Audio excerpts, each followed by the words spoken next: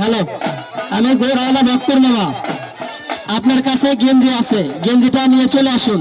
ঘোড়াওয়ালা বক্কর মামা, আপনার কাছে গেঞ্জি আছে, আপনি গেঞ্জিটা নিয়ে চলে আসুন।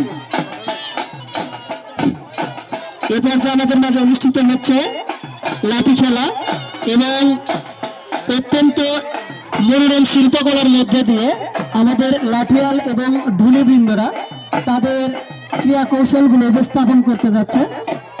যারা এখনো দেখতে ইচ্ছুক তাদেরকে আমি আমাদের মঞ্চের সামনে আসার জন্য বিনীতভাবে আহ্বান করছি।